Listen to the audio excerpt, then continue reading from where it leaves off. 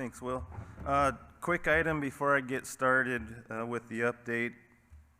We got the research needs survey available for everyone to fill out. That'll be out at the registration table, so if you get the chance, please take some time to fill that out, and you can return the survey right there at the same table. And as a sort of carrot on the stick, you can be entered in, if you so choose, to be eligible for a drawing for a Pendleton blanket. So there's a bit of incentive there, so please take part in that research needs survey. ITC members and guests, good morning. I hope you're up to the challenge of keeping us on track this morning. And everyone, as you may have heard Will mention, he's here from Tanana Chiefs Conference in Alaska, which is where we will be for next year's symposium. So as the saying goes, we look north to the future. I want to thank the Seminole Tribe for their generous hospitality in hosting this year's 43rd annual symposium. A lot of hard work and stress goes into planning these events. The commitment and challenge has been met, and I think it's safe to say it's been a pleasant week. I also would like to thank those who participated in last evening's general membership meeting.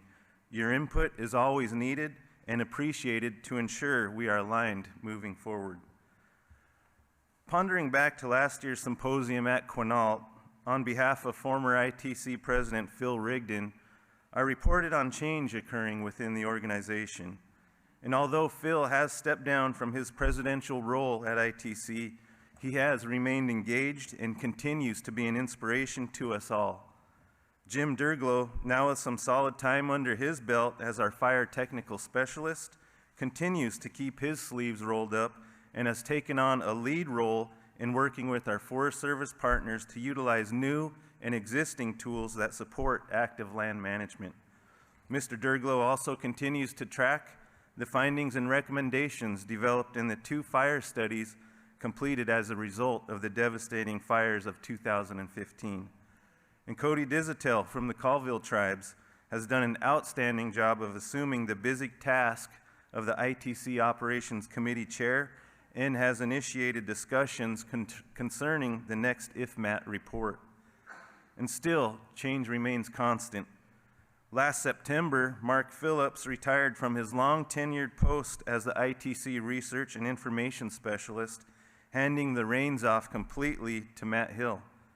We also have a new Education Committee Chair with Victoria Wesley from San Carlos stepping away and Nicole Stiffarm from Salish Kootenai College stepping up as the new chair. And for me, serving as the ITC President for the past year, I feel like I have so much more to learn and would like to express my sincere gratitude to everyone who has and continues to support the efforts of the Intertribal Timber Council. The conversations and exchange of information that occurs at the symposium is at the center point of ITC's mission and is always a reminder of the talent and commitment of those working in our field.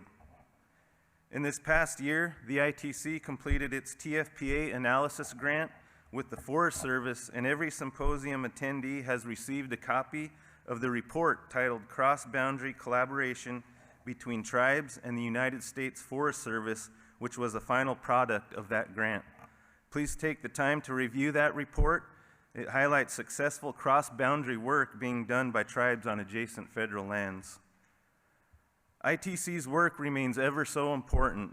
We are halfway through the administration's term, and there's a new Democratic majority in the House of Representatives. As always, ITC maintains agility in communicating our priorities and values to all of our nation's leaders as they continue to grapple with the larger issues of wildfire and forest health.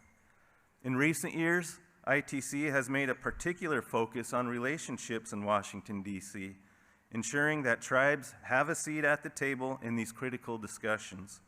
On the funding front, we are likely to see a minor increase in funding for BIA forestry, which continues an upward trajectory that we have worked hard to achieve. The makeup of the Interior Department continues to materialize and change in the Trump administration. Since last year's symposium, there's been observed shifts at the Department of Interior, including a new Interior Secretary in David Bernhardt, along with a Senate-confirmed Assistant Secretary for Indian Affairs, Tara Sweeney, and new Deputy Assistant Secretary, Mark Cruz. And just recently, Darrell LeCount was appointed BIA Director, having served as Acting Director for a year or so. ITC will continue our outreach efforts and ensure that the administration fully understands our concerns regarding the trust responsibility for Indian forests and the widespread benefits that come to Indian country from well-managed landscapes. Despite continuously being told that the BIA would be left out of any reorganization effort at the Department of the Interior, we are concerned that over 40 positions within BIA's Trust Services Division have been moved from Washington, D.C. to Albuquerque. This includes the BIA Chief Forester position. In some cases, we could agree that moving federal employees out into the field makes sense. However, ITC is concerned that such a sweeping move of senior-level BIA staff will negatively impact the programs they oversee. It is important for our Chief Forester, for example, to have regular interaction with high-level political appointees in the department on policy and budget discussions. We are not aware of any other agency that has moved equivalent staff out of Washington, D.C., although it has been rumored the administration is actively looking to relocate the BLM to a western state. In spite of all the personnel changes and government shutdowns impacting the Bureau this year, we appreciate the work done by a dedicated forestry staff and efforts to initiate new projects, such as funding over $1 million towards portable milling infrastructure projects. They could only fund about 20% of the proposed projects, so we hope to fill some of that need through collaborations with the Forest Service Forest Products Lab efforts. We have some great workshops with our partners this afternoon to help with funding tribal projects. On the workforce front, BIA Forestry has a workforce development planning team led by Matt Anderson, and the BIA Wildland Fire Management Program will be hiring an individual to address their workforce needs. But our greatest challenge as a group to collectively serve Indian forestry and fire is to create a coordinated outreach program to recruit tribal and non-tribal people into the workforce. ITC has taken steps forward that coordinated outreach effort by initiating partnerships with intertribal organizations.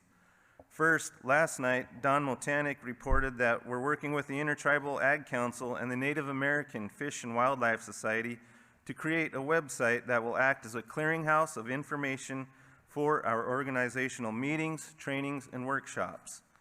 The ITC website has started with some of this effort with more information about training with the University Forestry Extension Network and also a list of leadership programs to serve most of our member tribes.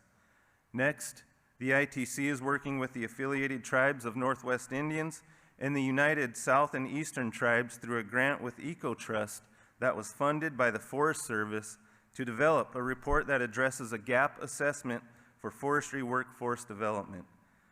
Don's been working on these two projects, and you heard from him last night about that progress. These two projects are just the beginning of implementing our workforce development strategy. As discussed during this past Tuesday afternoon's panel on workforce development, the need is beyond the capabilities of a single entity, and it is up to each and every one of us to play a role sustaining our workforce into the future. The Forest Service has helped out with our workforce challenge by completing a student tribal research scholarship grant project this past year by funding 32 scholarships totaling $125,000. We'd like to thank the Forest Service and Dr. Sarah Hoagland for helping our Native students and tribes involved with this project. Legislatively, years of ITC's work has paid off. The 2018 Farm Bill included new authorities that gives tribes and federal land managers new tools to improve forest health across boundaries. The Farm Bill authorizes tribes to use good neighbor authority in developing and implementing forest health treatments on federal lands, just like the states are able to do.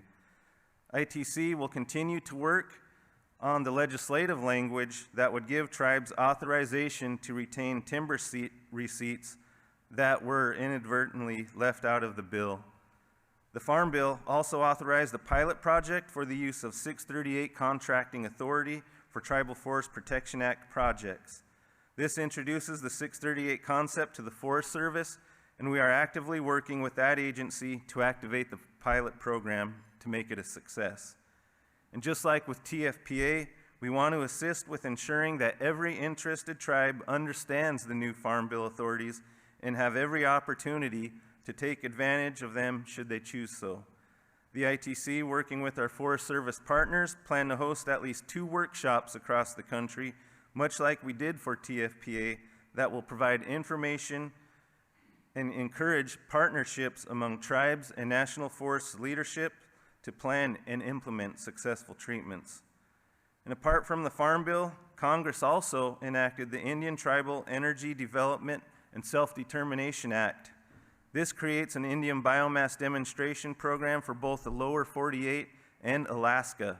The program directs both the Departments of Agriculture and Interior to develop 4 Indian biomass projects a year to promote biomass energy production, including biofuel, heat, and electricity generation on Indian forest land and in nearby communities.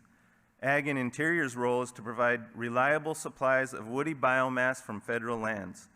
Although enactment of this authority is less than a year old, timelines for implementation are already running out. Nevertheless, an exciting new opportunity has been created to get more work accomplished across the landscape. ITC is also happy to report that the forest-related authorities of the Indian Trust Asset Management Reform Act are being implemented. That law was enacted in June of 2016 and authorizes the Secretary of the Interior to establish and carry out an Indian Trust Management Demonstration Project for tribal forestry and surface leasing programs. In other words, tribes can develop their own tribal regulations for forest management and opt out of BIA approval of subsequent forest management decisions. Our long-trusted colleague, George Smith, has done a fantastic job in leading the charge towards ITARA implementation. With George's guidance, ITC worked with the department on getting this program off the ground. The demonstration program is now formally established, and at least 2 tribes are actively participating in it. And back on Capitol Hill, ITC continues to advocate for fair levels of funding for Indian forest management. We also play a critical role in the ongoing conversation about wildfire. Last year, Congress enacted a fire borrowing fix that should end the practice of robbing non-fire programs to pay for excessive suppression costs. However, Congress declined to enact any comprehensive reform of current forest management authorities. We don't believe that Congress will take another bite at that apple for a while. So this means we've got to make the best use of these authorities and get as much work done as possible using all of the new and existing tools available to us. All in all, I'm proud of the work ITC and its member tribes have done on federal forest policy changes, on-the-ground support, and project implementation. It is a testament to the positive reputation of the organization with both political parties, as well as that of our membership and the nation. In closing, I want to say thank you all for your ongoing support of the ITC and its mission. The fight to protect and enhance our natural resources will be an everlasting battle. And just as Mr. Joe Frank said in his opening remarks on Tuesday, the struggle to survive and exist continues on. It is up to each and every one of us to do our part, reaching out to our youth, mentoring a young professional, sharing our experiences, seeking help, and learning from others when needed so that we can maintain our history of resilience for the people and resources that we all depend upon. Thank you.